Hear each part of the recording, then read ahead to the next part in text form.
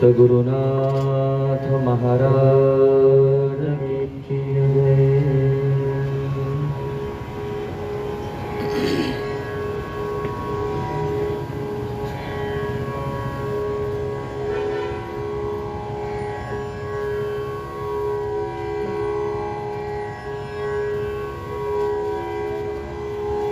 सच्चिदानंद स्वरूप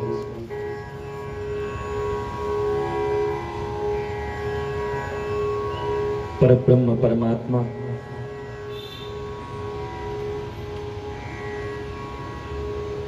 भगवान श्री सांब सदाशिवांची परम पवित्र कथा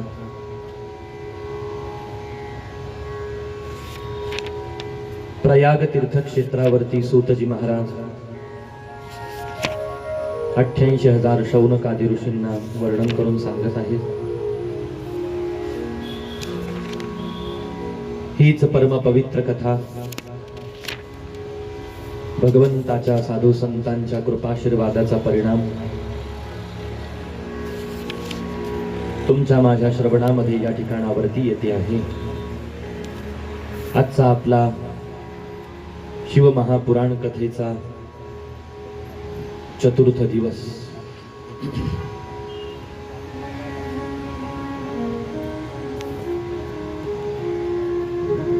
कालच्या उत्तर भागामध्ये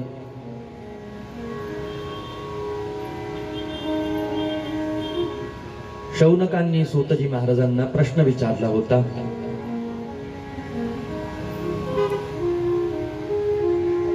सर्व देवतांची मूर्ती रूपामध्ये पूजा केली जाते, पण भगवान शंकरांची ही शिवलिंग रूपामध्ये पूजा का केली जाते त्याच्या पाठीमागचं कारण आम्हाला सांगा। कालचं सत्र आपण याच गोष्टीवरती विचार केला। भगवान शंकरांच्या लिंगाची पूजा, शिवलिंगाची पूजा यामुळे केली जाते की शिवलिंग याचं एक कारण की भगवान शिव हे परब्रह्म स्वरूप आहेत।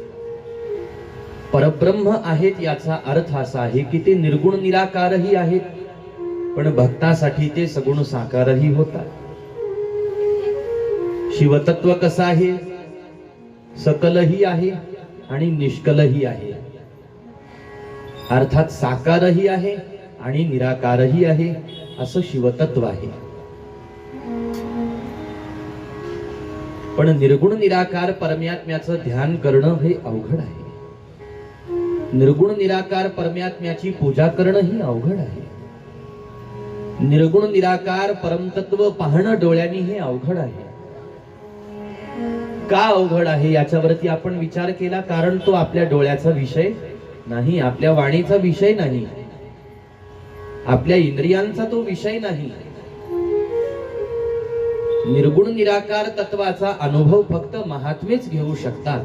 तुमच्या माझ्यासारखे सामान्य जीव निर्गुण तत्वाचा अनुभव घेऊ शकत नाहीत। आणि ज्या वेळेला निर्गुण तत्वाचा, निर्गुण निराकार स्वरूपाचा साक्षात्कार आपल्याला होईल महाराज, त्यावेळेला आपला परमार्थ पूर्ण होऊन जाईल। ती अगदी शेवटची पायरी आहे, तो शेवटचा टप्पा आहे आपल्या साधनेचा।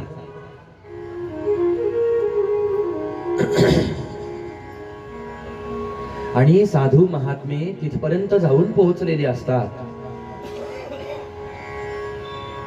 म्हणून साधू महात्म्यांना ज्या वेळेला देवाची पूजा करायची असते, ध्यान करायचं असतं, वंदन करायचं असतं, त्यावेळेला तुम्हाला मला मूर्तीची गरज पडते, तशी त्यांना मूर्तीची आवश्यकता पडत नाही।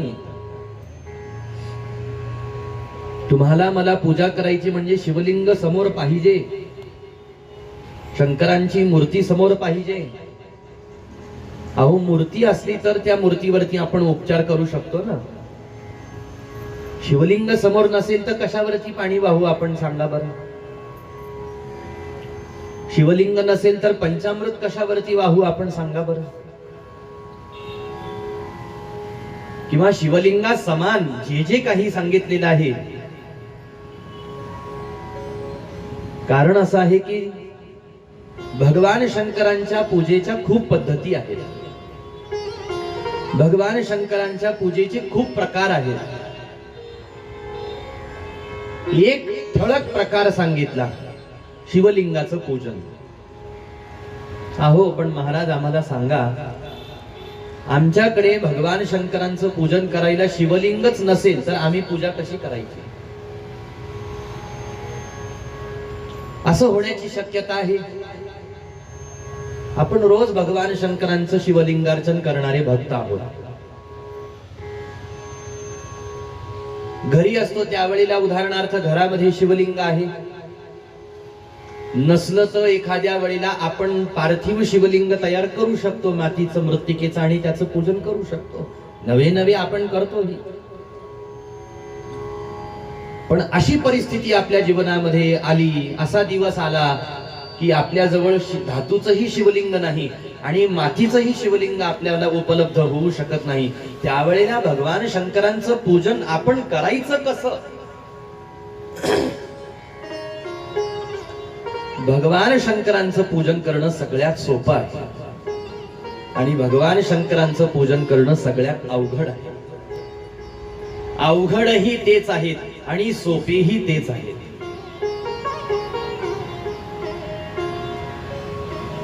सोप्यात सोप्याचा विचार केला तर भगवान शंकरां इतकं सोपं कोणी नाही आणि अवघडात अवघडाचा विचार केला तर भगवान शंकरां इतकं अवघड कोणी नाही. सोप्याचा विचार करू, काल अवघडाचा विचार केला, आज सोपं सोपं पाहू.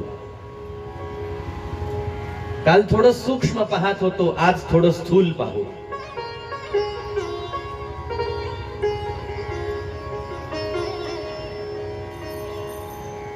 शिवलिंग नाही आपल्याकडे, अशा वेळेला आपण हातावरती ओंकार जरी काढला तर तो ओंकार म्हणजे शिवलिंगच मानलेला आहे, प्रत्यक्ष शिवलिंग मानलेला आहे. आणि त्या ओंकाराची पूजा जरी आपल्याकडून घडली तरी भगवान शंकरांचं लिंगार्चन केल्याचं पुण्यफल आपल्याला प्राप्त होत असतं, असं शिव महापुराण वर्णन करत आहे.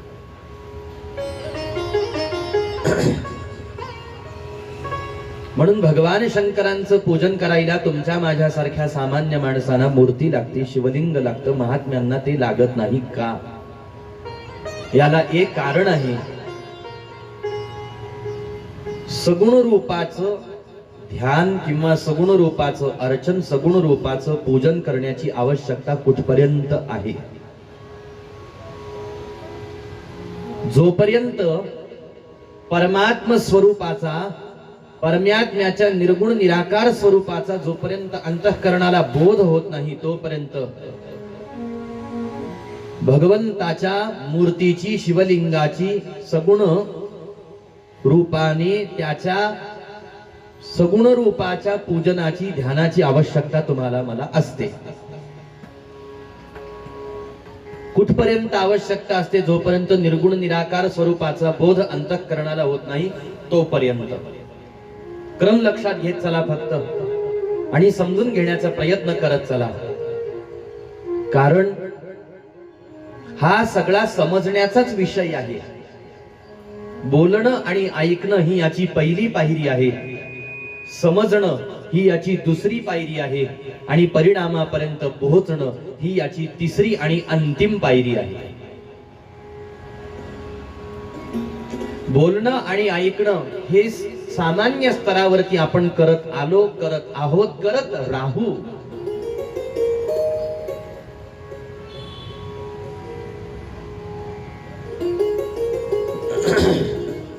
म्हणून क्रम लक्षात घेऊ आपण आणि पुढे चलू. निर्गुण निराकार स्वरूपाचा ज्या वेळेला साक्षात्कार होतो त्यावेळेला आता स्थूल रूपाने पूजन करायचं झालं तर मूर्तीच पाहिजे, शिवलिंगच पाहिजे, याची काही आवश्यकता राहत नाही.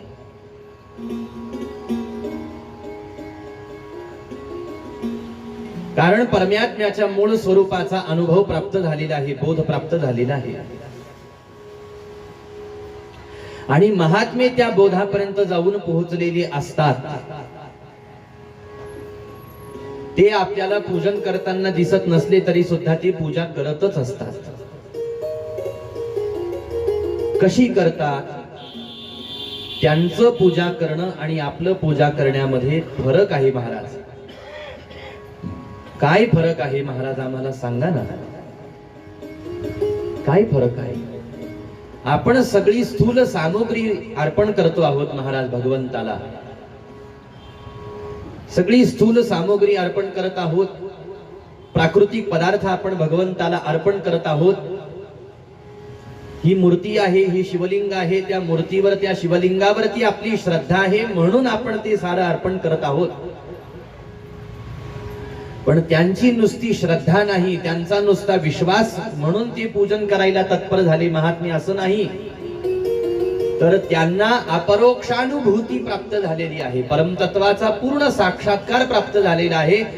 परमात्म तत्व निर्गुण निराकार स्वरूप हे त्यांनी परिपूर्ण जाणलेलं आहे, जाणून ते करत आहे. परमात्म स्वरूप जाणणे आणि जाणल्यानंतर त्याची भक्ती उपासना सेवा करणे अर्चन करणे ही एक पद्धती आहे. मग ती कशी केली जाते? त्यावेळेला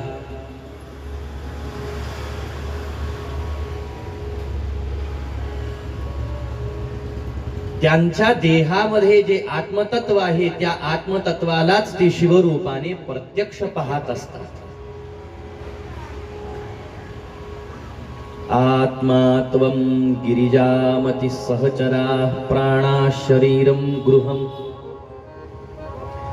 पूजान्ते विषयोपभोग रचना निद्रा समाधि स्थितिः संचार पदयो प्रदक्षिण विधि स्तोत्राणि सर्वा गिरौ यद्यत् कर्म करोमि तत्तदखिलं शंभो तवाराधनम्. आणि महात्मे जी पूजा करतात ना त्या पूजेला परापूजा असं म्हणतात. परापूजा म्हणतात. आपण जी पूजा करतो ती सामान्य पूजा आहे महाराज. दुसरा पूजेचा प्रकार सांगितला मानस पूजा. तिसरा पूजेचा प्रकार सांगितला परापूजा. आपल्या शरीराच्या आतमध्ये जे आत्मतत्व आहे त्याच आत्मतत्वाचा शिवरूपाने आपल्याला अनुभव प्राप्त होऊन ज्या वेळेला व्हायला लागतो त्यावेळेला त्या महात्म्यांचं सकल करणं ही भगवंताचं अर्चन होतं असं शास्त्र प्रमाण आहे. मी जे जे काही करेल ते ते हे भगवान शंकरा तुझी पूजा आहे, तुझं अर्चन आहे, तुला वंदन आहे. आता पहा, ते जे जे कर्म करतील, जे जे कार्य करतील, ज्या ज्या विषयांचा भोग घेतील त्या भोग घेण्याच्या माध्यमातून ते भोग मी माझ्या देहाला देतोय किंवा मी ते भोग भोगतोय ही भावना त्यांच्या मनामध्ये नसते, तर सर्वत्र परमात्म दृष्टी त्यांच्या आत बाहेर शिवतत्वाचा साक्षात्कार त्यांना होत असल्यामुळे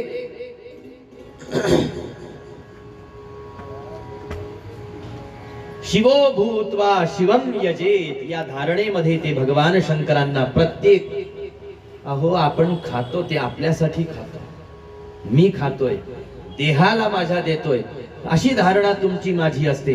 पण महात्म्यांची प्रत्येक क्रिया करणं ही भगवंताची पूजा होत असते. याला कारण त्यांचं सगळं लक्ष, त्यांची चित्तवृत्ती, त्यांचं अनुसंधान हे त्या परमात्मा स्वरूपामध्ये लागलेलं असतं. त्यांना देवाशिवाय शिवतत्वाशिवाय दुसरं काही अनुभवाला येतच नाही ना. मग ते जे जे घेतील, जे जे देतील, जे जे भोगतील ते सगळं परमात्मा स्वरूपालाच प्राप्त होतं. म्हणून विषयोपभोग रचना निद्रा समाधी स्थिती ही त्यांचं निद्रा घेणं म्हणजे जणू काही समाधी अवस्थेमध्ये जाऊन भगवत चिंतन स्वस्वरूपाचं चिंतन करण्यासारखं आहे. संचार पदयो प्रदक्षिण विधी त्यांचं जमिनीवरती विनाकारण चालणं फिरणं म्हणजे भगवान शंकरांना केलेली प्रदक्षिणा आहे.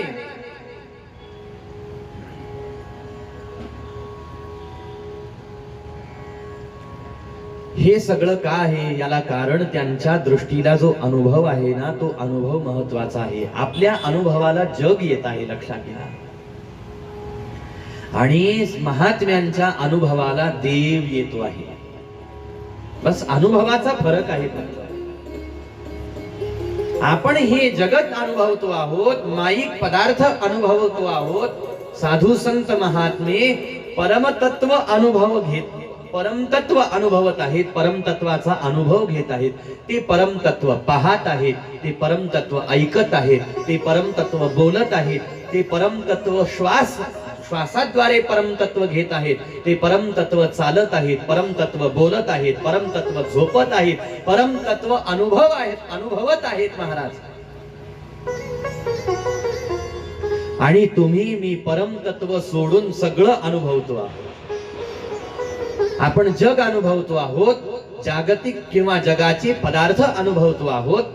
जे जे डोळ्याला दिसेल त्या त्या पदार्थांना भिन्न भिन्न रूपाने पाहत आहोत आणि भिन्न भिन्न दृष्टीने पाहत असल्यामुळे भिन्न भिन्न प्रकारचा अनुभव आपल्याला या जगत पदार्थांचा होतो आहे. आणि तशा प्रकारची भिन्न भिन्न अनुभव आणि भिन्न भिन्न सुखदुःखाधिक नाना प्रकारच्या द्वंद्वांचा परिणाम आपल्या अंतःकरणावरती होतो आहे. याला कारण काय आहे? याला कारण एकच आहे. आपण जगत अनुभवतो आहोत आणि महात्मे शिवतत्व अनुभवत आहेत, परमतत्व अनुभवत आहेत. त्यांची दृष्टी काय आहे, कशी आहे, त्यांच्या दृष्टीला काय दिसतं हे वर्णन करताना शास्त्रामध्ये सुंदर श्लोक गायन केला. संपूर्णं जगदेव नंदनवनं सर्वेपि कल्पद्रुमा गांगं वारि समस्त वारि निवहा पुण्या समस्ता क्रियाः वाचः प्राकृत संस्कृता श्रुतिशिरो वाराणसी मेदिनी सर्वावस्थितिरस्तु वस्तु विषया दृष्टे परब्रह्मणी. थोडक्यात श्लोकाचा भाव हाच आहे जो आतापर्यंत आपण ऐकला.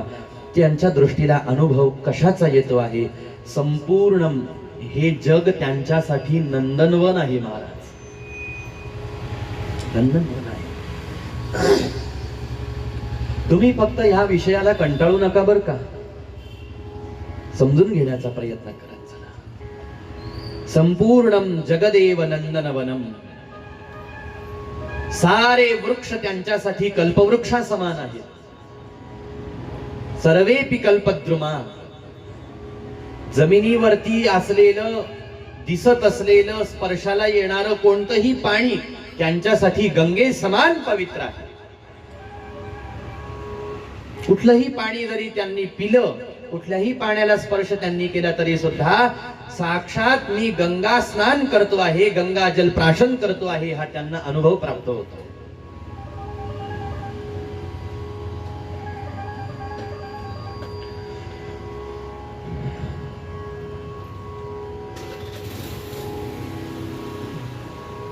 सर्वेपि कल्पद्रुमा गांगम वारी समस्त वारी निवहा पुण्या समस्ता क्रिया. त्यांनी काहीही कृती केली तरी सुद्धा ती कृती पुण्यकारक आहे, पुण्यकृती मानली जाते. काहीही करू देत महाराज महात्म्यांनी, ती कृती पुण्यकारकच मानली जाते. त्याच्यातून पाप होत नाही, पाप होत नाही. आणि पुढे वर्णन करतात वाच प्राकृत संस्कृता श्रुतिशिरो. आता येऊ थोडं भाषेकडे.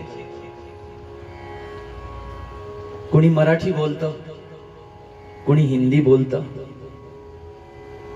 अन्य अन्य प्रांतातल्या अन्य अन्य भाषा आहेत महाराज.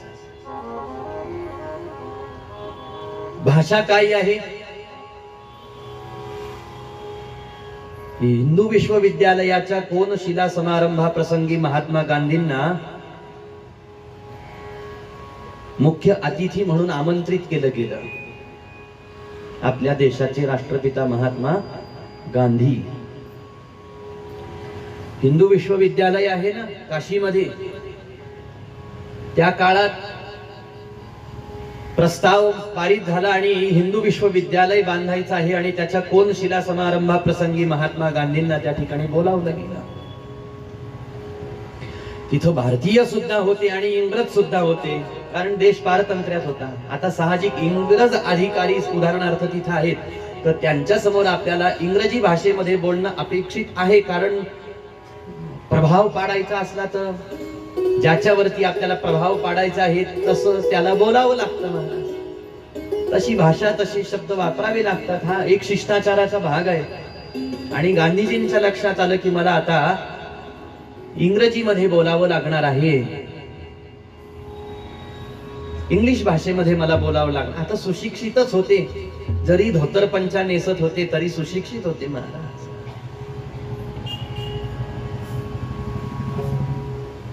बरं झालं त्यांनी तरी ही गोष्ट सिद्ध करून दाखवली समाजाला की शिक्षणाचा आणि कपड्याचा कोणताही संबंध नाही.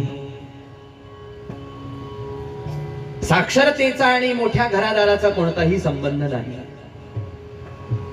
साक्षर असणं, सुशिक्षित असणं, विद्या विभूषित असणं एक बाजू आहे आणि नुसते चांगले कपडे घालणं ही वेगळी बाजू आहे.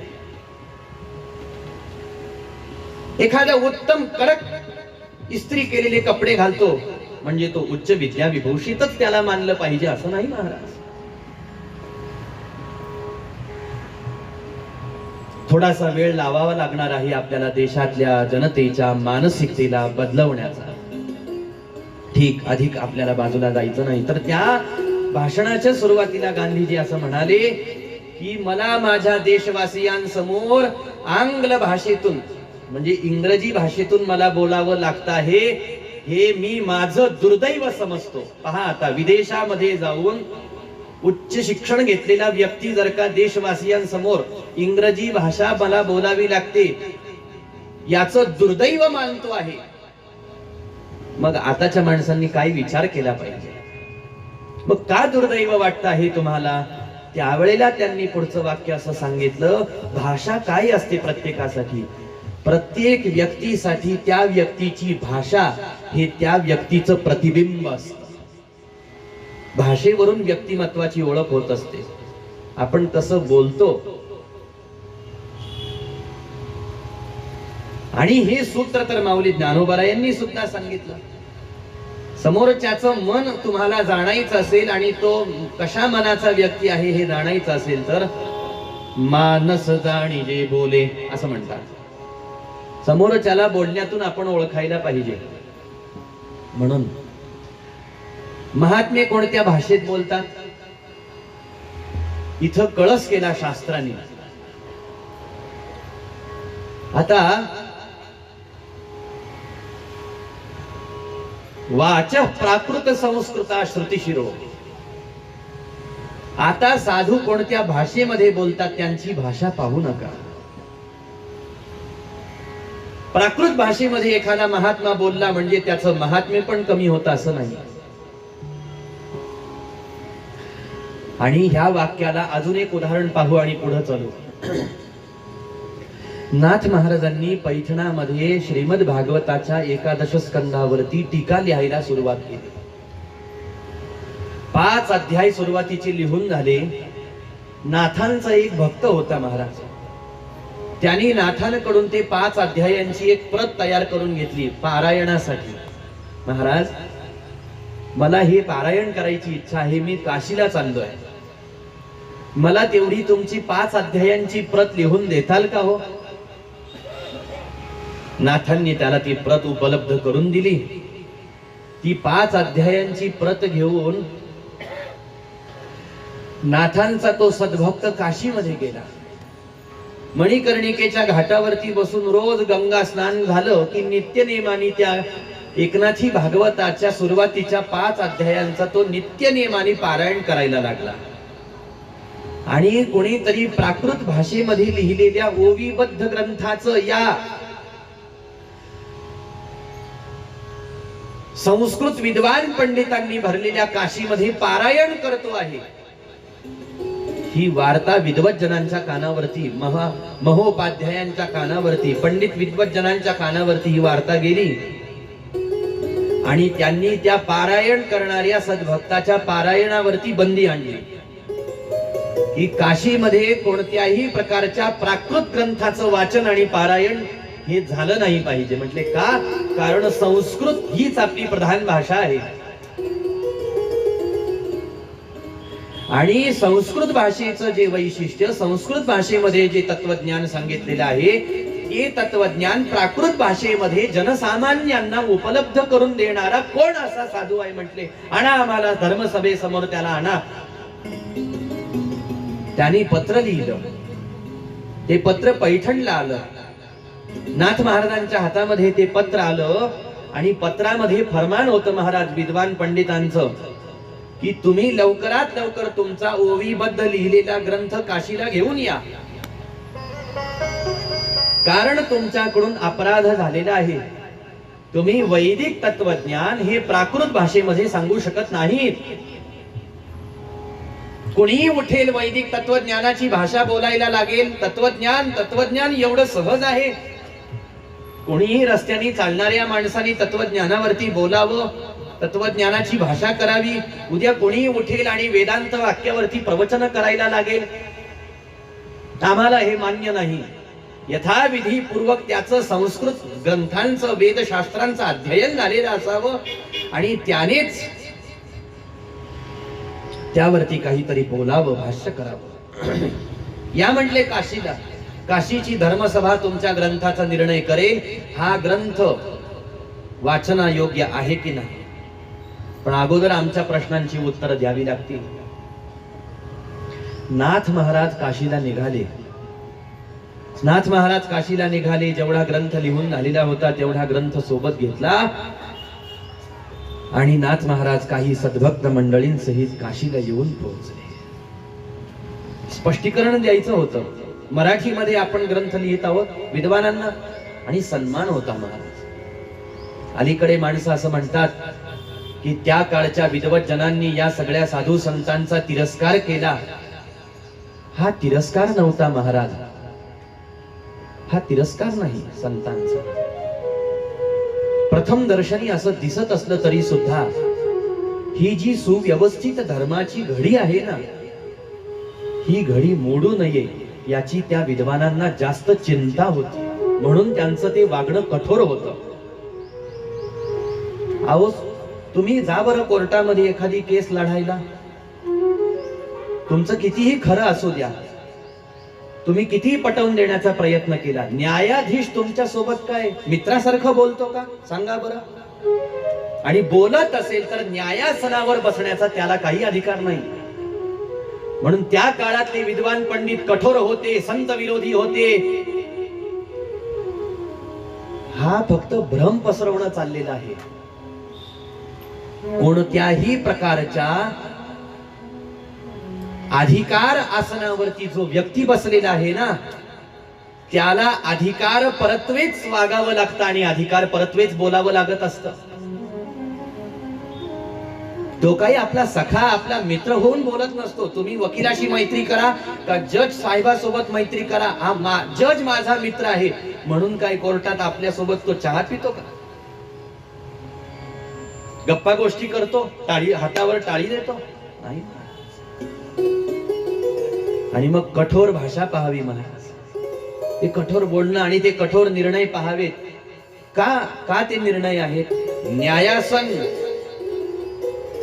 कोणी बोलू शकतो कोर्टासमोर, हायकोर्टासमोर, सुप्रीम कोर्टासमोर नाही. आमचं ऐकून घ्या म्हणतात. तुम्ही भले शहाणे असताल, कोर्टाच्या पायरीच्या खाली बाहेर, इथं नाही. असं आहे.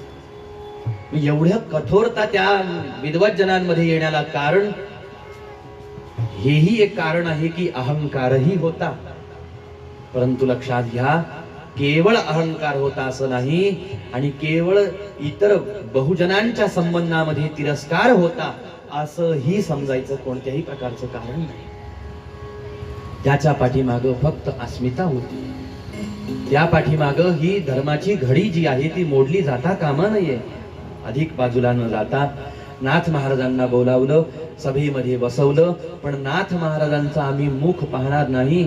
एक पडदा होता महाराज, त्या पडद्याच्या आड नाथ महाराजांना बसवलं आणि नाथ महाराज बोलायला लागले, स्पष्टीकरण द्यायला लागले. आणि नाथांचं ते बोलणं, ते प्रवचन ऐकलं विद्वज्जनांनी. आणि जे धर्मपंडित होते त्या धर्मपंडितांना सहजच वारा जणू काही त्या ठिकाणी आला आणि नाथ महाराजांसमोरचा पडदा थोडासा बाजूला झाला आणि धर्मपंडितांचं लक्ष नाथांच्या आसनाकडे गेलं. तर त्या धर्मपंडितांना असं दिसायला लागलं की त्या आसनावर कोणीही सामान्य व्यक्ती बसून बोलत नाही, तर शेषावर आरूढ झालेले साक्षात नारायण बोलत आहेत माझ्या धर्मसभेमध्ये. असा दर्शन साक्षात्कार त्या धर्मपंडितांना प्राप्त झाला. आपलं आसन सोडलं आणि धावत पळत ते धर्मपंडित नाथांच्या चरणावरती लोळण घ्यायला लागले. आणि ह्या स्पष्टीकरणामध्ये नाथ महाराजांची एक ओवी आहे महाराज, जी आजही आपल्याला नाथ भागवतामध्ये पाहायला वाचायला उपलब्ध होते. जिज्ञासू मंडळींनी भागवत उघडून पाहावं. नाथ महाराज म्हणतात, संस्कृत वाणी देवे केली, मग प्राकृत काय चोरापासून आली. संस्कृत वाणी ही विशेष आहे, याच्यामध्ये काही गैर नाही. पण ज्या प्राकृत भाषेमध्ये, ज्या मराठी भाषेमध्ये, ज्या मायबोलीमध्ये मी बोलतो आहे ना, ती प्राकृत ही काही चोरापासून थोडीच नाही, चोरापासून थोडीच आली नाही ना. आणि त्यामध्ये वर्णन केलेलं अस्खलित वेदांत तत्वदर्शन ज्या वेळेला विद्वानांनी ऐकलं, त्यावेळेला इतका आनंद झाला. नाथ महाराज संत विभूती आहेत, लक्षात आलं. तुम्ही पुढे भागवत लिहू शकतात, परवानगी मिळाली. नाथ महाराजांनी ग्रंथ घेतला आणि नाथ महाराज म्हणतात, हे धर्मपंडितांनो, आता मला माझ्या पैठणला जाण्याची परवानगी द्या. तर सगळे धर्मपंडित आणि सगळे काशीचे नागरिक व्याकुळ झाले हो. आणि धर्मपंडितांच्या डोळ्यामध्ये अश्रू आले. नाथ, तुम्ही आम्हाला सोडून पैठणला जाऊ नका. तुम्हाला भागवत लिहायचंय, इथं लिहा. आणि 5 अध्याय फक्त भागवताचे पैठणात नाथांनी लिहिले आणि तिथून पुढचे सगळे अध्याय नाथ महाराजांनी काशीमध्ये लिहिलेले आहेत. भागवत लिहून पूर्ण झालं. भागवत लिहून झाल्यानंतर इतका आनंद त्या धर्मपंडितांना आणि काशीतल्या नागरिकांना झाला. म्हटले, महाराज, आम्हाला तुमची हत्तीवरून मिरवणूक काढायची इच्छा आहे. नाथ महाराज म्हटले, मिरवणूकच काढायची आहे ना, हत्तीवरूनच काढायची आहे ना, माझी कशाला काढता, माझ्या भागवताची काढा. आणि भागवत ग्रंथाला हत्तीवरती बसवलं गेलं आणि सगळ्या काशी नगरी मधून भव्य दिव्य अशा प्रकारची नाथ भागवताची मिरवणूक आणि नाथांचा आदर सत्कार काशीतल्या विद्वज्जनांनी पाहिला, केला. सगळी काशी नगरी ढवळून निघाली. महाराज, नाथ महाराज ग्रंथ लिहायचे आणि अस्तमानाच्या वेळेला त्या भागवतावरती प्रवचन चिंतन करायचे. किती भाग्यवान असतील महाराज ते भक्त, ज्यांनी नाथांच्या मुखातून प्रत्यक्ष भागवताची कथा, भागवताचं चिंतन ऐकलं असेल. हे सगळं सांगण्याच्या पाठीमागचं माझं कारण एकच आहे. महात्म्यांची भाषा कोणतीही असो महाराज, ती वेदवाक्य असतात. हा माझा होता मुद्दा. वाचा प्राकृत संस्कृता श्रुतिशिरो वाराणसी मेदिनी. अहो, आमचे सद्गुरु ज्यांच्या कृपेनं ही गादी हे व्यासपीठ चालतं आहे महाराज, असे परमहंस सद्गुरु बाळकृष्ण महाराज, ज्यांचं समाधी मंदिर आपल्या औरंगपुऱ्यामध्ये आहे. फुलंब्री तालुक्यामध्ये बाबरा नावाचं गाव आहे, तिथं महाराजांचा जन्म झाला. आणि महाराजांच्या जन्मगावचे एक सदस्य या ठिकाणावरती आमचे सर्वेश्वर पुजारी गुरुजी बसलेले आहेत. महाराज गुरुजींना पाहून यामुळे नेहमी आनंद होतो की ज्या गावी महाराजांचा जन्म झाला तेच गुरुजींचंही जन्मगाव आहे. बाबऱ्याला जन्म झाला महाराजांचा आणि संभाजीनगर मध्ये उत्तर आयुष्य महाराजांचं गेलं. बाळकृष्ण महाराज संभाजीनगर मध्ये अनेकांच्या परिचयाचे असतील, अनेकांनी ऐकलं असेल, अनेकांनी समाधी मंदिरही पाहिलं असेल. नसेल पाहिलं तर आवर्जून आपण त्या ठिकाणी दर्शनाला जाऊ शकता. आणि जिथं आम्हा परिवाराचा निवास आहे बीड बायपास या परिसरामध्ये, देवळाई परिसरामध्ये, तिथं सद्गुरु महाराजांचं पादुका मंदिर आहे. तिथं महाराजांच्या पादुका विराजमान आहे. तर महाराज हे अवलिया होऊन गेले, परमहंस वृत्तीनं जीवनभर राहिले. आणि महाराजांच्या चरित्रामध्ये चरित्रकारांनी असा उल्लेख केलेला आहे की परमहंस महात्मे, आता त्यांना कोणी सांगू शकतं का तुम्ही असं बोला, असं बसा, असं करा, तसं करा, हे करा, ते करा? नाही महाराज. जसं श्री स्वामी समर्थ, श्री गजानन महाराज लहर आली तर मोठ्याने शिव्या सुद्धा द्यायचे, तसं महाराजांच्या चरित्रामध्ये वर्णन आलं. कधी लावण्या गात शृंगार युक्त, म्हणे मंत्र ही वैदिकांच्या सभेत. नसे वेळ तात्काळ शंख ध्वनीला, नमस्कार माझा बाळकृष्ण प्रभूला. गलिच्छोदपी होती त्याजो सुधेला. गलिच्छ अशा प्रकारची भाषा वापरायची. लहर आली, एखादा भक्त दर्शनाला, अहो महात्म्य आहेत म्हणून दर्शन करायला समोर आला ना, सामान्य माणूस देणार नाही अशा भाषेतल्या शिव्या महाराजांच्या मुखातून बाहेर पडायच्या. पण भक्त असं समजायचे, ज्याला पाहून जितक्या जास्त शिव्या महाराजांनी दिल्या, समजून जावं महाराज त्याच्यावर तितके प्रसन्न आहे आणि तितका आशीर्वाद महाराजांनी त्याला दिला. आणि लक्षात घ्या, गोड बोलणं हे औपचारिकतेचं लक्षण आहे, रागावणं आणि रुष्ट होणं हे अतीव जवळीकतेचं लक्षण आहे. प्रेमाचा जर का विचार केला तर माणूस रागावतो कोणावर, रुष्ट होतो कोणावरती, चिडतो कोणावरती, नाराज होतो कोणावरती? जो आपला आहे त्याच्यावरती, जो सोडून जाणार नाही याची खात्री झालेली आहे ना त्याच्यावरती, जो जाऊ शकतो माणूस, त्याला चुकीचं काय, रागाचं काय, नाराजी काय, सगळं लांब. मोजके औपचारिक शब्द बोलतो महाराज आपण, तेही कामापुरते, कामाव्यतिरिक्त बोलत नाही. महाराज शिव्या द्यायचे, कधी कुठं नाली मधलं पाणी प्यायचे, परंतु पाणी पित असताना हे नालीतलं पाणी आहे हे पाहणाऱ्यांना दिसायचं, पण परमहंस वृत्तीच्या महात्म्याला मात्र हे गंगाजल आहे. आणि शिव्या नाही महाराज, त्या शिव्या नाही तर साक्षात श्रुती मंत्र आहेत, वेद मंत्र आहेत. वाच प्राकृत संस्कृता श्रुतिशिरो वाराणसी मेदिनी. आणि ही सारी पृथ्वी त्यांच्यासाठी वाराणसी आहे, काशी आहे. कारण जिथं शिव आहे ना, जिथं प्रत्यक्ष शिव आहे त्या स्थानाला काशी असं म्हटलं गेलं. मग महात्म्यांसाठी शिव कुठं नाही? ही सगळी पृथ्वी म्हणजे महात्म्यांसाठी शिवस्वरूप जर का आहे, त्यांना सगळीकडे जर का शिवदर्शन प्राप्त होत आहे, तर ही सारी पृथ्वी म्हणजे शिव काशीच आहे त्यांच्यासाठी. वाराणसी मेदिनी सर्वावस्थितिरस्तु वस्तु विषयात दृष्टे परब्रह्मणी, असं त्यांच्या अवस्थेचं वर्णन केलं. आणि म्हणून त्यांना पूजनाची, सामान्य पूजेची आवश्यकता नसते. तुम्हाला मला मात्र सामान्य पूजनाची आवश्यकता असते. जे जे दृष्टी दिसे ते ते हरी रूप, जे जे दृष्टी दिसे ते ते हरी रूप, जे जे दृष्टी दिसे ते ते हरी रूप, जे जे दृष्टी दिसे ते हरी रूप, जे जे दृष्टी दिसे ते ते हरी रूप,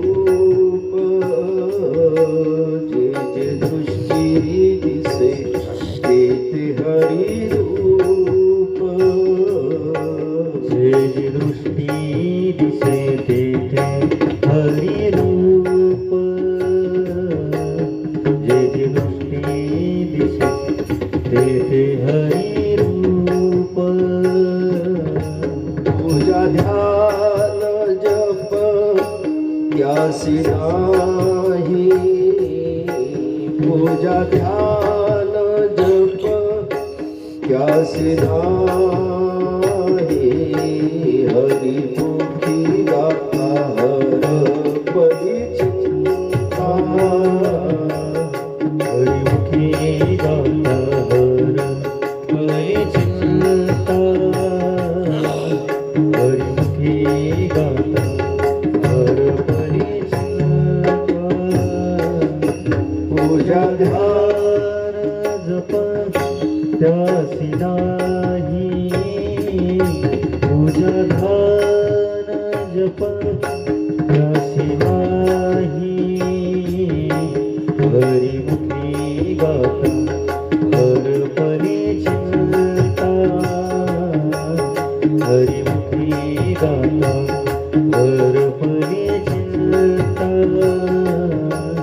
हरी मुखी गाता हर परिचिता.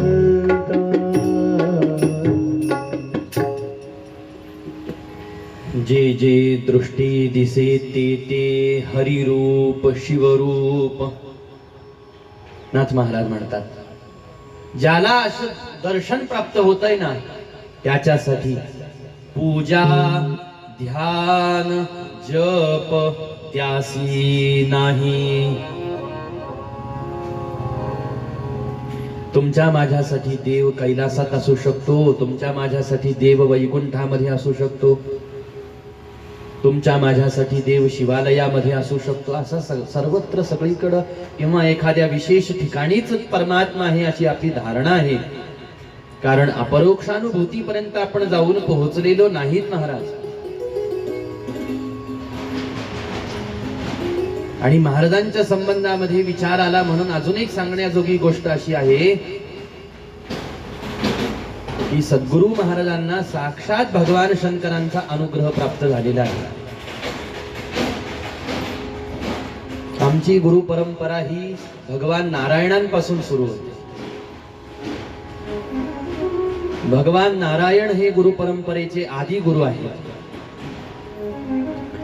भगवान नारायण, भगवान श्री महादेव आणि भगवान श्री शंकरांद्वारे प्रत्यक्ष अनुग्रह सद्गुरु श्री बाळकृष्ण महाराजांना प्राप्त झालेला आहे. म्हणूनही भगवान शंकरांचं पूजन, वंदन, अर्चन आणि गायन, शिवकथा ही माझ्या व्यासपीठासाठी भगवंताची कथा नसून शिवकथा ही माझ्या सद्गुरूंची कथा आहे. ते माझ्या सद्गुरूंचं चरित्र आहे. आणि शिव काय आहे? भगवान शिव दोन भूमिका निभावतात, वठवतात. भगवान शंकर हे परमात्म्याची सुद्धा भूमिका निभावतात आणि भगवान शंकर हे सद्गुरूंची सुद्धा भूमिका निभावतात. परमात्मा ही तेच आहेत आणि सद्गुरूही तेच आहेत तुमच्या माझ्यासाठी. आदिनाथ गुरु सकळ सिद्धांचा, इथून गुरु परंपरा सुरू होते महाराज. आणि मग त्या गुरु परंपरेचा विस्तार फार मोठा आहे. भगवान शंकरांनी, काल आपण ऐकणं पूर्णविराम देत असताना, भगवान शंकर नारायणांना आणि ब्रह्मदेवांना आपल्या शिवतत्वाचं ज्ञान देत आहेत आणि ते शिवतत्वाचं ज्ञान देताना 5 मुख्य कार्य माझी आहेत असं सांगतात. या 5 मुख्य कार्यांमध्ये माझं पहिलं कार्य आहे सृजन. हे माझं पहिलं कार्य. भगवान शिव काय करतात हेही आपल्याला माहित असलं पाहिजे. पहिलं कार्य भगवान शंकरांचं आहे सृजन किंवा सर्जन. सृजन अर्थात सृष्टीची उत्पत्ती हे भगवंताचं पहिलं कार्य आहे. दुसरं कार्य भगवंताचं आहे पालन, पोषण, रक्षण. निर्माण केलेल्या सृष्टीचा सांभाळ करणे हे भगवंताचं दुसरं कार्य आहे. तिसरं कार्य भगवान शंकरांचं आहे संहार. जो खेळ मांडला तो पुन्हा मोडून टाकणे, बस हे तिसरं कार्य, याला संहार म्हणतात. चौथं कार्य भगवान शंकरांचं आहे तिरोभाव. तिरोभाव अर्थात प्राणोत्क्रमण जीवांचं, म्हणजे पुन्हा एक वेळेला या साऱ्या खेळाला आरंभ करण्याची प्रक्रिया. आणि 5वं भगवान शंकरांचं कार्य आहे अनुग्रह. तर भगवान शंकर म्हणतात, उत्पत्ती हे 5 कार्यांसाठी मी व्यवस्था कशी केली पहा. उत्पत्तीसाठी एकाला नियोजित केलं ब्रह्मदेव. पालनासाठी मी दुसऱ्यांना नियोजित केलं नारायण. संहारासाठी माझ्याच हृदयापासून उत्पन्न झालेला, काही ठिकाणावरती वर्णनामध्ये भिन्न भिन्नता प्राप्त होते, ज्याला महेश्वर हे नाव प्राप्त झालेलं आहे, तो त्याच्याकडून मी संहार करून घेतो. पण अनुग्रह नावाचं जे काही कार्य आहे हे स्वतः मी सांभाळतो. अनुग्रह म्हणजे काय? सद्भक्तियुक्त अंतःकरणाने पूर्ण शरणागत भावाने भगवान शंकरांची भक्ती करणाऱ्यांवरती भगवान शंकर अनुग्रह करतात. अनुग्रह करतात याचा अर्थ आहे की साक्षात मोक्ष प्रदान करतात. मोक्ष भगवान शंकरांशिवाय दुसरं कोणी देऊ शकत नाही. हा मोक्ष देण्यासाठी, हा अनुग्रह करण्यासाठीच त्या शंकरांना सद्गुरु व्हावं लागतं. म्हणजे सद्गुरु शिव आहेत आणि शिवच सद्गुरु आहेत हे इथं सिद्ध होतं. शिवामध्ये आणि सद्गुरूमध्ये कोणत्याही प्रकारचा भेद नाही हे या ठिकाणावरती सिद्ध होतं. श्री शिवशंकर मोक्ष प्रदान करणारे आहेत आणि शास्त्र वर्णन करत आहे की ध्यान मूलम गुरो मूर्ती, पूजा मूलम गुरो पदम, मंत्र मूलम गुरुर्वाक्यम, मोक्ष मूलम गुरो कृपा. मोक्ष प्राप्तीसाठी गुरु कृपा ही मूल कारण आहे. ज्याच्यावरती गुरु कृपा नाही महाराज, तो मोक्षापर्यंत जाऊन पोहोचू शकत नाही. तो या संसार चक्रातून मुक्त होऊ शकत नाही. मग जे मोक्ष प्रदान करणारे सद्गुरु आहेत तेच शिव आहेत आणि जे शिव आहेत तेच सद्गुरु आहेत. कुठून थोडस बाजूला गेलो मी.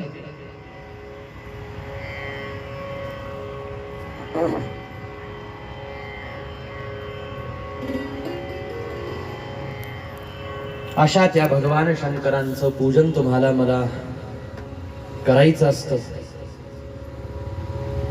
महात्मे त्या भगवंताचं पूजन करतात ते अपरोक्षानुभूतीद्वारे.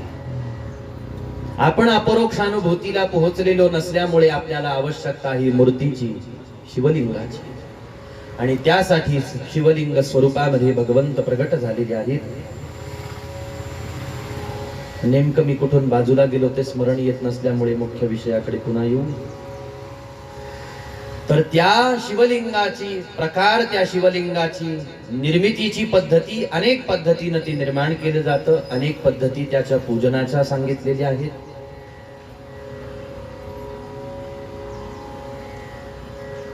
इथून मी थोडस बाजूला गेलो. नाथ महाराजांच्या वचनाला की आपल्यासाठी देव कुठं मंदिरात असेल, कुठं कैलासात असेल, कुठं वैकुंठात असेल, विशिष्ट ठिकाणावरती, कारण आपली दृष्टी ही मर्यादित आहे महाराज. त्या महादेवांचं पण ही पहिली पायरी आहे आपली, लक्षात घ्या. आज जी आपण पूजा करतो महादेवांची ही चुकीची आहे आणि आता ही करणं बंद केलं पाहिजे असं कधीच कोणी समजू नका.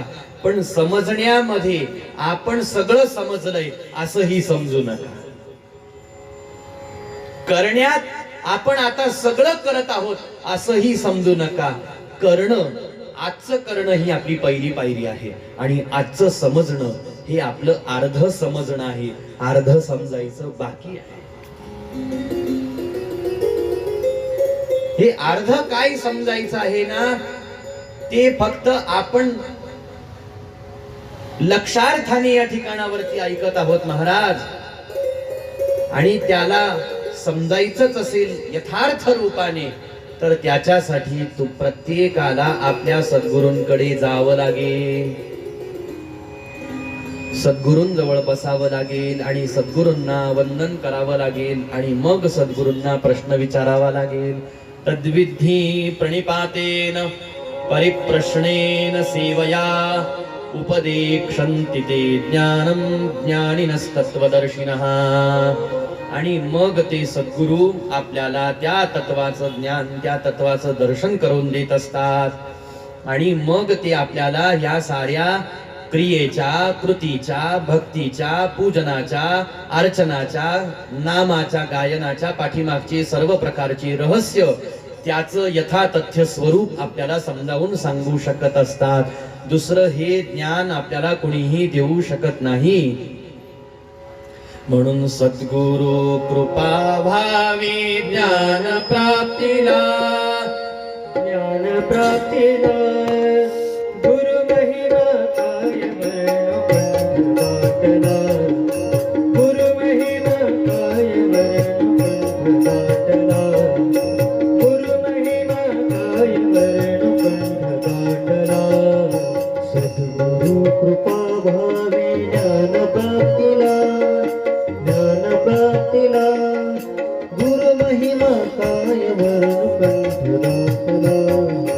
गुरु महिमा काय वर्णु कंठ दाटला गुरु महिमा काय वर्णु कंठ दाटला हे तत्व रहस्य जे आहे ना, हे आपल्याला सद्गुरू समजावून सांगू शकत असतात. पण लक्षात घ्या, फक्त आपला समज आणि गैरसमज, कुठं समज आहे आपला, कुठं गैरसमज आहे आपला, तेवढं फक्त आपल्याला समजून घ्यायचं आहे थोड्याशा या चिंतनामधून. आपण जे करत आहोत ना, ते अगदी बरोबर आहे महाराज, एका दृष्टीनं बरं का. पूजन करत आहोत, अर्चन करत आहोत, अतिशय योग्य आहे. प्रत्येकाकडून भगवान शंकरांचं पूजन झालं पाहिजे, अर्चन झालं पाहिजे. शिव महापुराण असं म्हणतं, एकही जीव या मृत्यू लोकातला असा राहता कामा नये जो भगवान शंकरांची पूजा करणारा नसेल. साऱ्या जीवांकडून भगवान शंकरांचं अखंड नित्य नियमपूर्वक पूजन घडलं पाहिजे. साऱ्या जीवांकडून भगवान शंकरांचं ध्यान घडलं पाहिजे. आणि प्रत्येकाच्या मुखाला शिवनाम आलंच पाहिजे, प्रत्येकाच्या मुखाला. जी स्वतः स्वयंसिद्ध आहेत, जी स्वतः परिपूर्ण आहेत, ते भगवान नारायण सुद्धा अखंड शिव भजन करतात महाराज, शिवपूजन करतात, शिवनामाचं गायन करतात.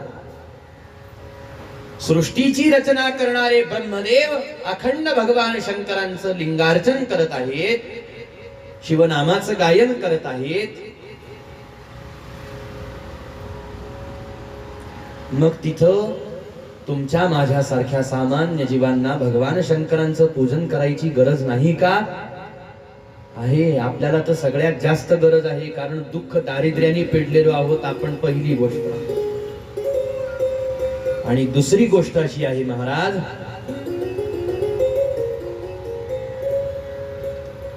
अध्यात्म ज्ञानाचा अधिकारी सुद्धा आपल्याला व्हायचा आहे. या दोन्ही गोष्टी आपल्या जीवनामध्ये सुधरवण्याचं काम हे भगवान शंकरांच्या कृपेतून होत असतं. म्हणून भगवान शंकरांची कृपा फार आवश्यक आहे तुमच्या माझ्यासाठी.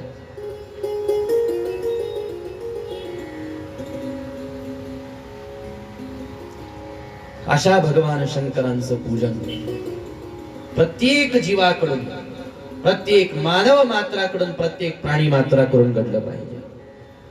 त्याच्यासाठी शिवलिंगार्चन कसं करावं? मग नाना प्रकारचे शिवलिंग सांगितलेले आहेत.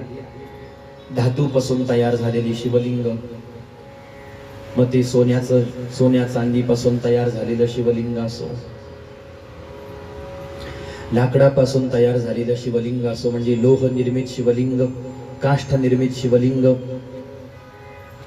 धान्यापासून तयार झालेलं शिवलिंग. अर्थात तयार झालेलं म्हणजे पहा, आपल्याला जर पूजा करायची असेल तर या सगळ्या पदार्थांपासून आपण शिवलिंग तयार करू शकतो, असा त्याचा अर्थ आहे. धान्यापासून शिवलिंग तयार केलं जाऊ शकतं, फळांचं शिवलिंग तयार केलं जाऊ शकतं, पिठापासून शिवलिंग तयार केलं जाऊ शकतं, फुलांपासून शिवलिंग तयार केलं जाऊ शकतं, आणि त्यातल्या त्यात विशेष कण्हेरीच्या फुलांपासून शिवलिंग तयार केलं जाऊ शकतं किंवा केलं पाहिजे. आणि मग धातूकडे ज्या वेळेला आपण येतो त्यावेळेला मग सोन्याचं शिवलिंग, चांदीचं शिवलिंग, पाऱ्याचं शिवलिंग, स्फटिक शिवलिंग, बाणलिंग, अशी शिवलिंगाचे नानाविध प्रकार आहेत महाराज. आता सत्ययुगाचा, त्रेतायुगाचा, द्वापार युगाचा आणि कलियुगाचा विचार केला तर कोणत्या युगातल्या माणसांनी कोणत्या पदार्थापासून तयार झालेल्या शिवलिंगाचं पूजन करावं, त्याचं युगपरत्वे महात्म्य आहे. सोन्या चांदीचं शिवलिंगाचं पूजन करण्याचं महात्म्य कलियुगातल्या लोकांसाठी नाही, ते मागच्या युगातल्या लोकांसाठी होतं. आणि तेवढी त्यांची ऐपतही होती की ती सोन्याचं शिवलिंग तयार करून पूजा करू शकत होते. अर्थात मी असं म्हणत नाही, तुमची नाही, माझं सांगतो. आणि ग्रंथाचा विचार केला तर कलियुगातल्या माणसांसाठी तर पार्थिव शिवलिंग पूजन हे अतिशय उपयुक्त आहे. आणि शक्य असेल आपल्याला सहजासहजी उपलब्धता लोह निर्मित शिवलिंगाची, धातू निर्मित सुवर्ण आदी धातूपासून आपण शिवलिंग तयार करू शकलो तर कोणत्याही प्रकारची हरकत नाही महाराज, आपण पूजन करू शकतो. पूजन करण्याला आणि पूजन घडण्याला महत्व आहे.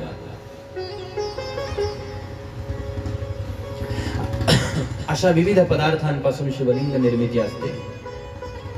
पाषाण शिवलिंग आहे. शिवलिंगाचाच एक प्रकार बाणलिंग ही वर्णन केलेलं आहे, ज्याला नर्मदेश्वर शिवलिंग असंही म्हटलं जातं. नर्मदेच्या पात्रापासून जो पाषाण उपलब्ध झालेला आहे तो आपल्या पूजेमध्ये असेल, तेही महान पुण्य प्रदान करणारा आहे. आणि त्या बाणलिंगाचं, त्या नर्मदेश्वर शिवलिंगाचं वैशिष्ट्य असं आहे, बहुतांश आपल्यासारख्या मंडळींना ठाऊक आहे महाराज ही गोष्ट, पण तरी स्मरण म्हणून नर्मदेतून प्राप्त झालेल्या शिवलिंगाची प्रतिष्ठापना करण्याची आवश्यकता नाही.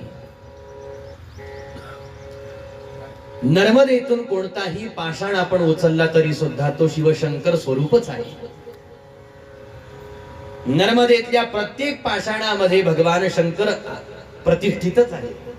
त्याची वेदमंत्रांनी प्रतिष्ठा करायची आवश्यकता नाही. तो आपण ते शिवलिंग घरी आणलं आणि पूजेमध्ये आपण स्वीकारलं तरी सुद्धा काही हरकत नाही. इतर जी शिवलिंग आहेत ना, त्यांची प्रतिष्ठा करावी लागत असते.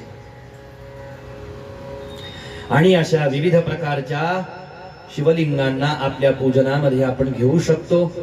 त्यासोबतच 5 मुख्य शिवलिंग या पृथ्वीवरती वर्णन केलेली आहेत.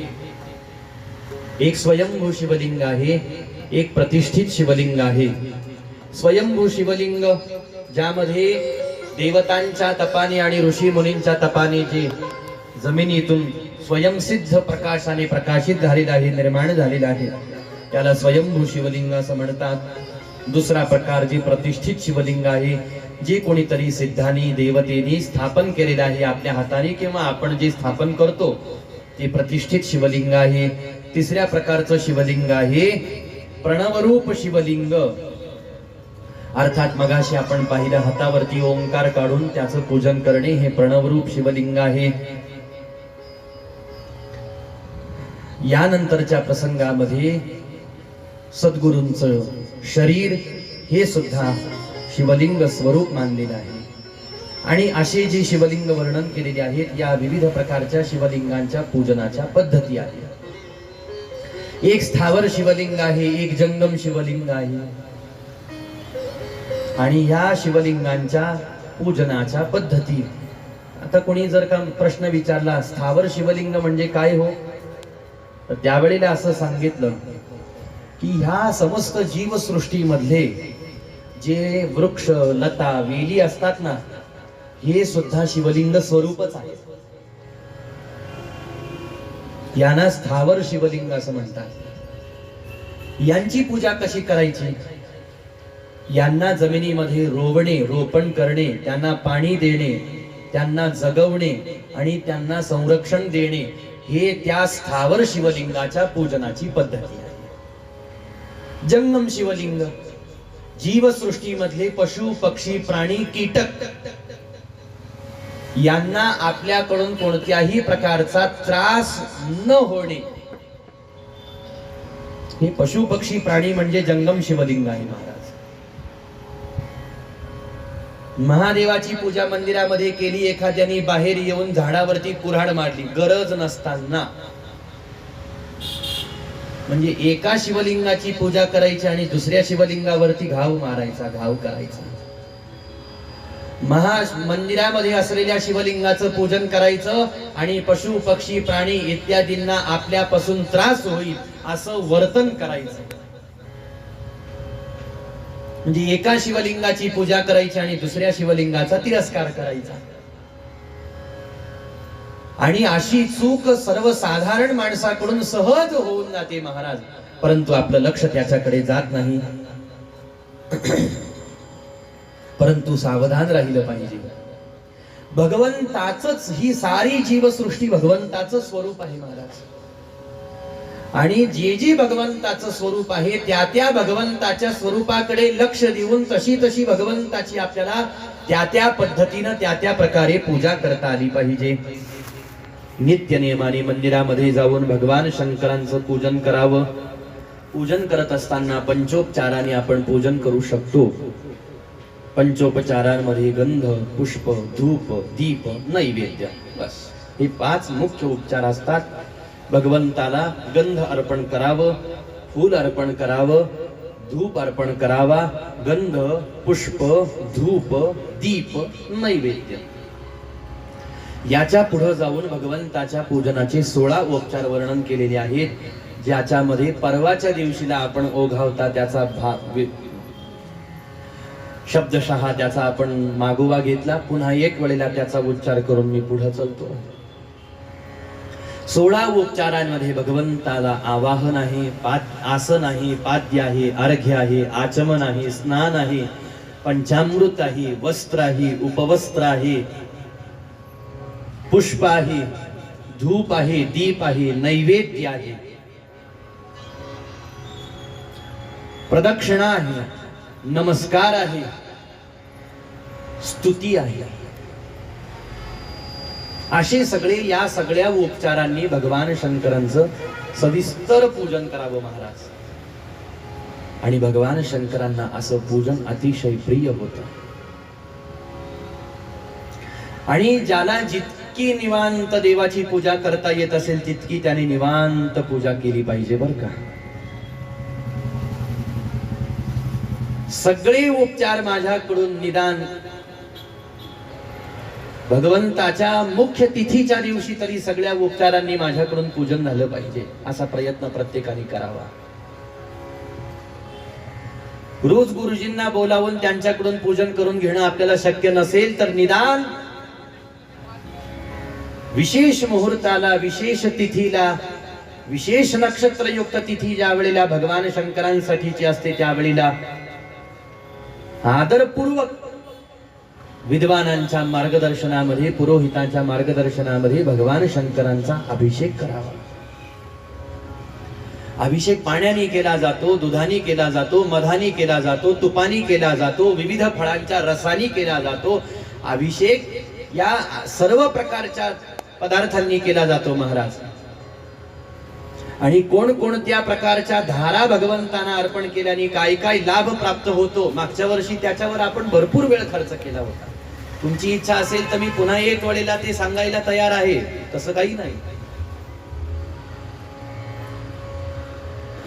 पाण्याने महादेवांचा अभिषेक केला तर काय लाभ प्राप्त होतो, दुधाने महादेवांचा अभिषेक केला तर, मधाने महादेवांचा अभिषेक केला तर, तुपाने महादेवांचा अभिषेक केला तर, उसाच्या रसाने महादेवांचा अभिषेक केला तर, आंब्याच्या रसाने महादेवांचा अभिषेक केला तर काय काय लाभ प्राप्त होतात, त्याचे लाभही विलक्षण आहेत महाराज.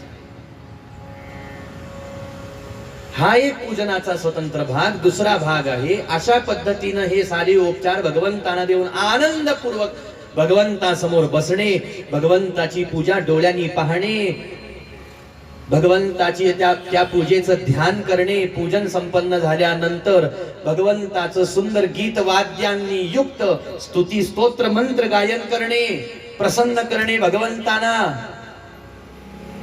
आर्त भावानी मंत्र गायन करणे, आर्त भावानी भजन करणे, आर्त भावानी स्तोत्र म्हणणे, स्तुती गायन करणे. भगवंत प्रसन्न होतात. आणि टाळ मृदंगाचा ध्वनी ज्या वेळेला आणि भक्ताच्या आर्त भावातून स्तोत्र गायन भगवंताच्या कानावरती जातं त्यावेळेला भगवंतही प्रसन्न होतात लवकर. स्तुती ही भगवंतांना अत्यंत प्रिय आहे महाराज. नाही पूजन झालं कोणाकडून, भगवान शंकरांना केवळ प्रदक्षिणा आणि केवळ नमस्कार केला तरी, साष्टांग नमस्कार भगवान शंकरांना केला तरी सुद्धा त्या नमस्काराचं अगणित अशा प्रकारचं पुण्य आपल्या पदरामध्ये पडल्याशिवाय राहत नाही. मुक्त कंठाने भगवंताची स्तुती गायन करावी. वेदसार शिवस्तवः पशूनां पतिं पापनाशं परेशं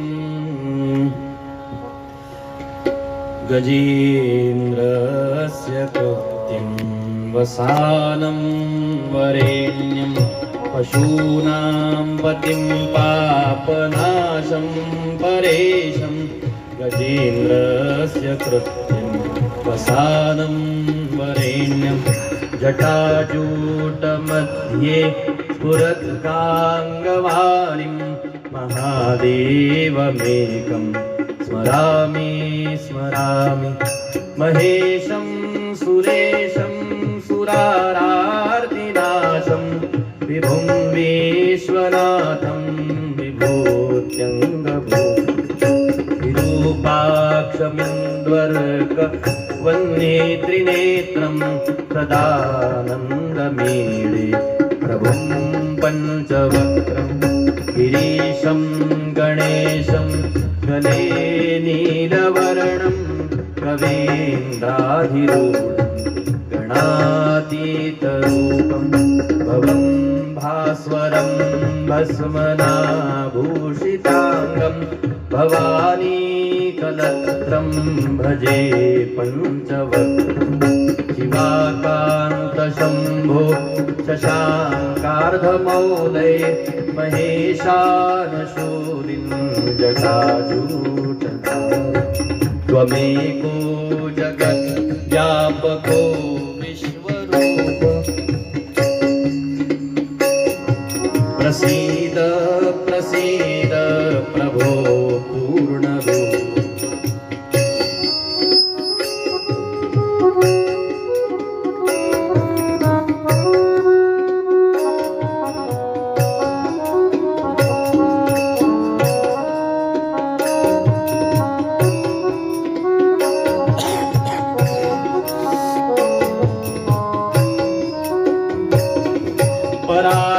परात्मानमेकं जगद्बीजमाद्यं निरीहं निराकारमोङ्कारवेद्यं यतो जायते पाल्यते येन विश्वं तमीशं भजे लीयते यत्र विश्वं न भूमिर्न चापो न वह्निर्न वायुर्न चाकाशमासे न तन्द्रा न निद्रा न ग्रीष्मो न शीतं न देशो न वेशो न यस्यास्ति मूर्तिस्त्रिमूर्तिं तमीरे अजं शाश्वतं कारणं कारणानां शिवं केवलं भासकं भासकानां तुरीयं तमः पारमाद्यन्तहीनं प्रपद्ये परं पावनं द्वैतहीनं नमस्ते नमस्ते विभो विश्वमूर्ते नमस्ते नमस्ते चिदानन्दमूर्ते नमस्ते नमस्ते तपो योगगम्य नमस्ते नमस्ते कृते ज्ञानगम्य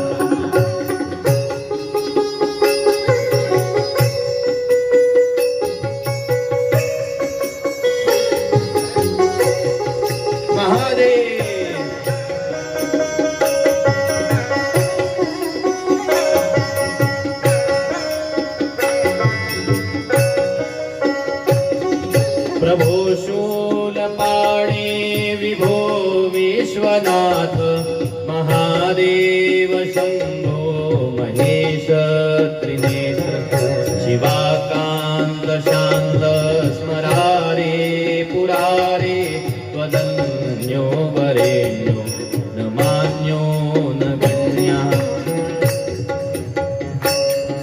त्वदन्यो वरेण्यो न मान्यो न गण्यः त्वदन्यो वरेण्यो मान्यो न गण्यः शम्भो महेश करुणामय शूलपाणे गौरीपते पशुपते पशुपाशनाशि काशीपते करुणया जगदेतदेकस्त्वं हंसि पासि विदधासि महेश्वरोऽसि त्वत्तो जगद्भवति देव भवस्मरारे त्वय्येव तिष्ठति जगन्मृडविश्वनाथ त्वय्येव गच्छति लयं जगदेतदीश लिङ्गात्मकं हर चराचर विश्वरूप. अशा प्रकारे भगवान शंकरांची विविध स्तोत्र आहेत, विविध प्रार्थना आहेत महाराज, विविध स्तुत्या आहेत भगवान शंकरांच्या. कोणी म्हणेल आम्हाला असं संस्कृत स्तुती भगवान शंकरांची करणं अवघड जाईल, अवघड जातं, मग आम्ही काय करावं? एक पर्याय आहे, शिकून घ्यावं, शिकून घ्यावं महाराज. नाही म्हटले आता नाही शिकणं होणार आमच्याकडून असं आपल्याला जर का वाटत असेल तर काय करावं? मग मराठीमध्ये सुद्धा भगवान शंकरांची स्तुती केलेली आहे ना, शरणागती केलेली आहे ना, प्रार्थना केलेली आहे ना. कैलास राणे आणि ती प्रार्थना करताना काय म्हणत आहे?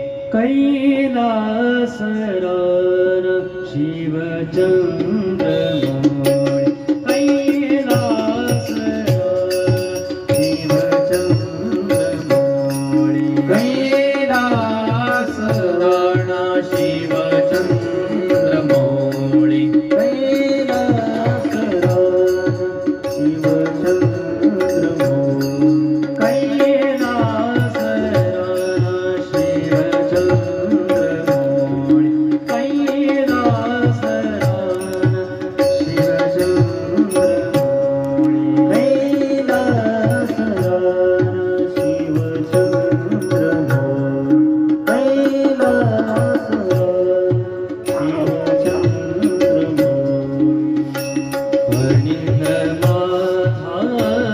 भ्रुकुटी धळाळी, भ्रुकुटी धळाळी, कैलास रार शिवचंद्रमौळी, कैलास रार शिवचंद्रमौळी, कैलास रार शिवचंद्रमौळी. कारुण्य सिंधू भवदुःखहारी, कारुण्य सिंधू भवदुःखहारी, तुझ मिळे शंभो आम्हा कोण तारी.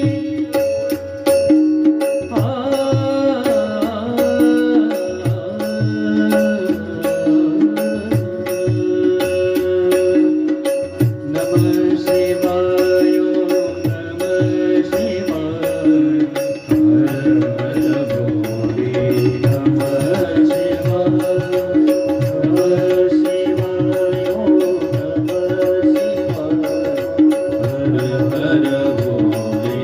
नमः शिवाय, नमः शिवाय, नमः शिवाय, हर हर भोले, नमः शिवाय, नमः शिवाय, नमः शिवाय, हर हर भोले, नमः शिवाय, नमः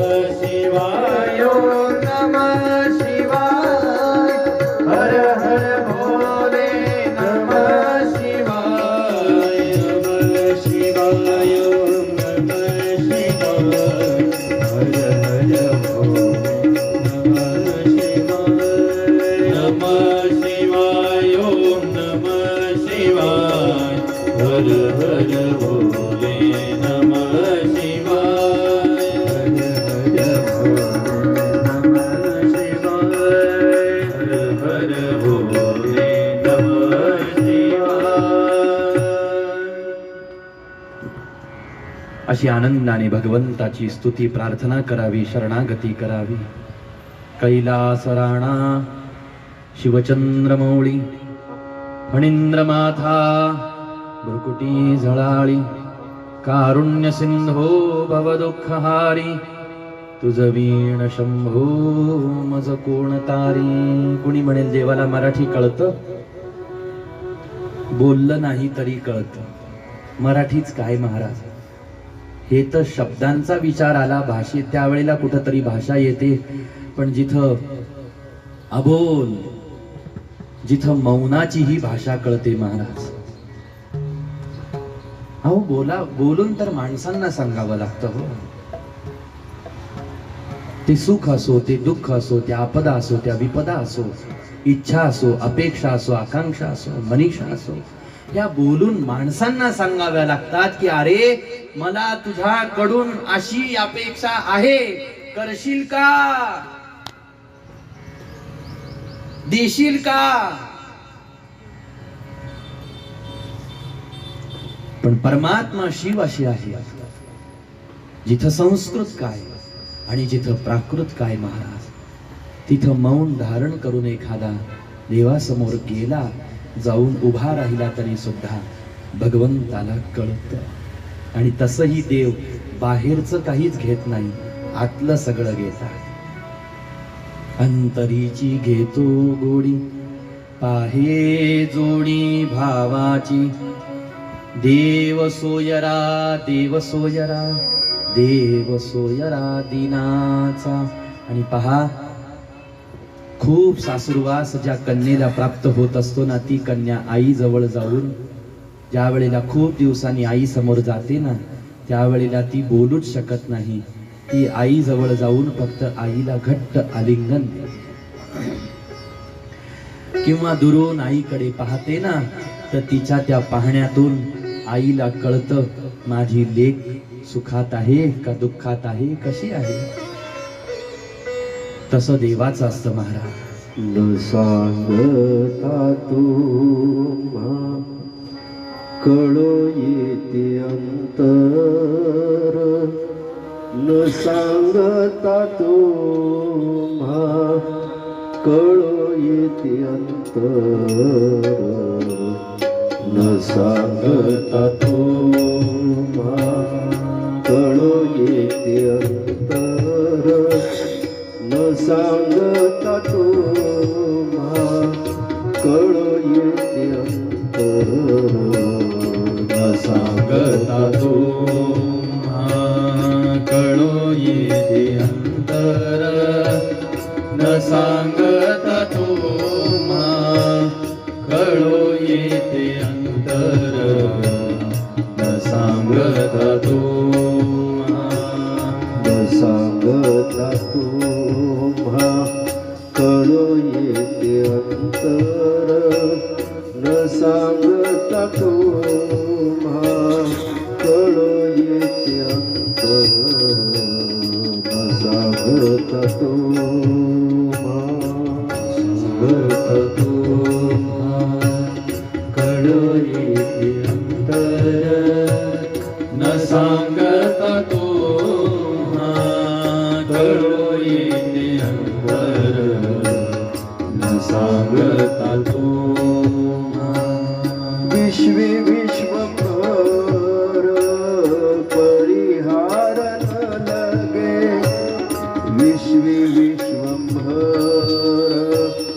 परिहार न लगे, न सांगता तुम्हा कळो येते अंतर, न सांगता तुम्हा कळो येते अंतर, न सांगता तुम्हा कळो येते अंतर, न सांगता तुम्हा कळो येते अंतर.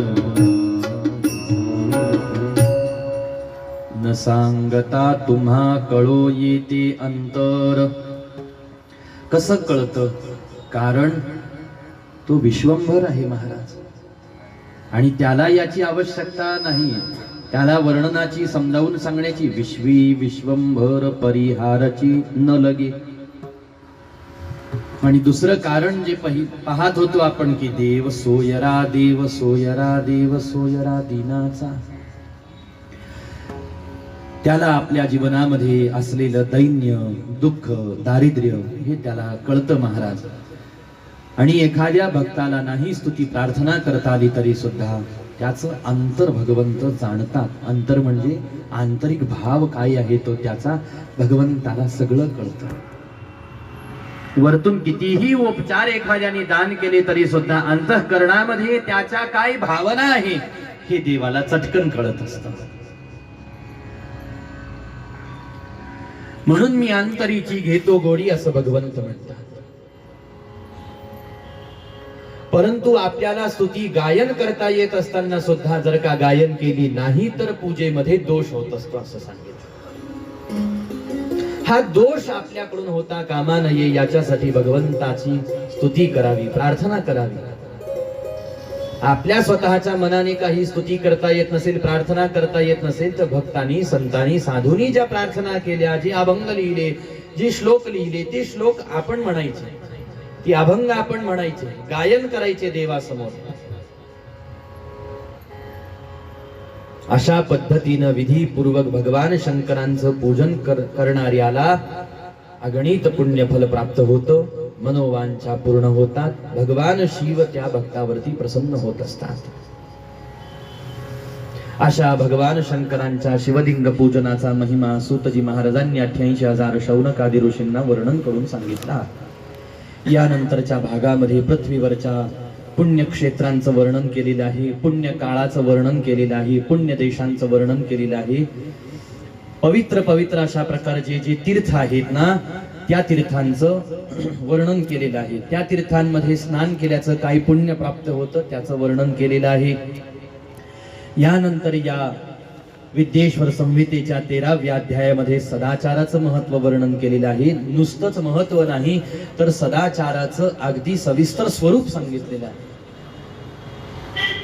माणसाने सकाळी कसं उठावं, उठल्यावर कोणत्या दिशेला मुख करावं, मुख करून कसं बसावं, बसून काय करावं, त्यानंतर कसं उठावं, उठल्यानंतर देहधर्म कसा करावा, इतक्या बारीक गोष्टी शिवपुराणामध्ये सांगितल्या. देहधर्म करत असताना दंत धावन कसं करावं, म्हणजे दात कसे घासावेत, वनस्पतीनं घासायचे असतील तर कोणत्या वनस्पतीनं घासायचे, आणि बोटानी घासायचे असतील तर हाताच्या कोणत्या बोटानी घासायचे, इथपर्यंत बारकावे आहेत महाराज शिवपुराणात. बहिर दिशेला ज्या वेळेला आपण जातो त्यावेळेला कसं जावं,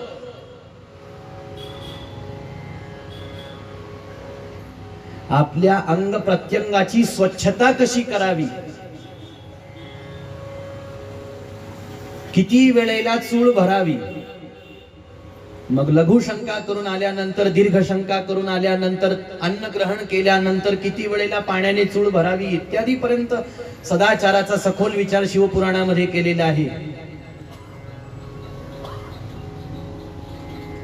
आणि तेवढं जर का आपली करण्याची तयारी असेल तर आवर्जून शिवपुराण आपण पाहावं. नसता देवाला आणि ग्रंथाला रुष्ट करू नये. किती वाजता पहाटे उठावं ते सुद्धा सांगितलेलं आहे.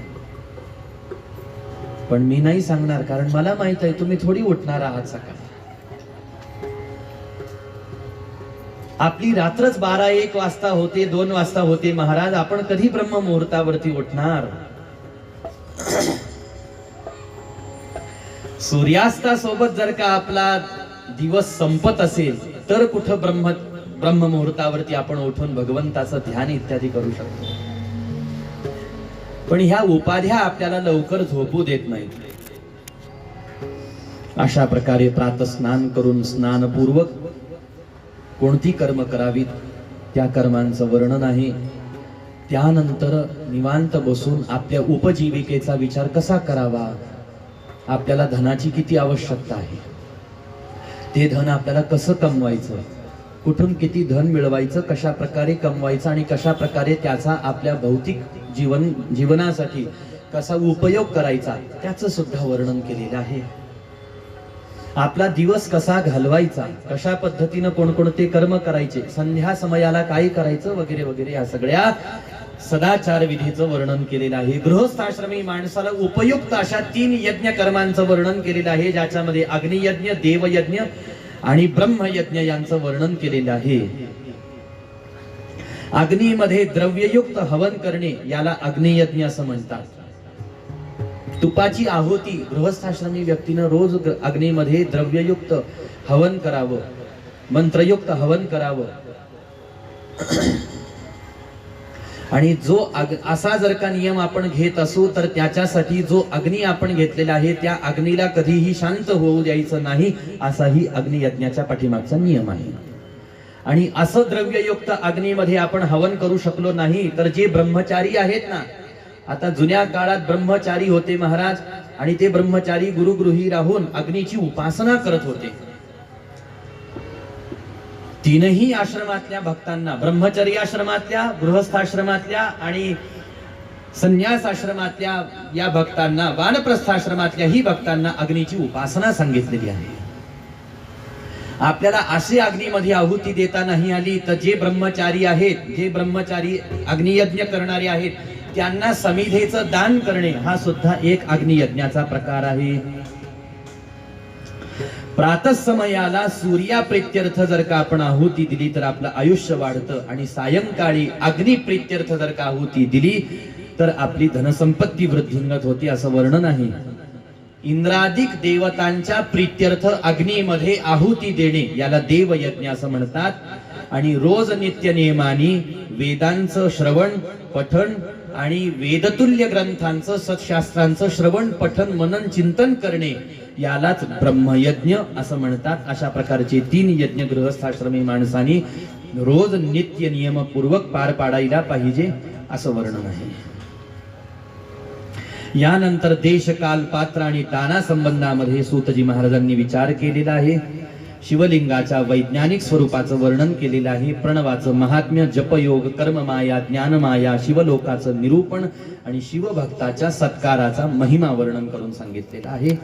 असा सुंदर आणि आपल्या आध्यात्मिक विचाराला प्रकाशित करणारा असा सारा विचार मांडलेला आहे. यानंतर भस्माचं महात्म्य, विभूतीचं महात्म्य वर्णन केलेलं आहे. भस्मधारणाचं रहस्य वर्णन केलेलं आहे आणि भस्मधारणाचा विधी वर्णन केलेला आहे. आणि त्याचा सविस्तर विचार आपणही श्रवण करू काही वेळाच्या विश्रांती नंतर. या ठिकाणावरती देऊ आजच्या पहिल्या सत्राला पूर्णविराम. नमः पार्वती पतये हर हर महादेव.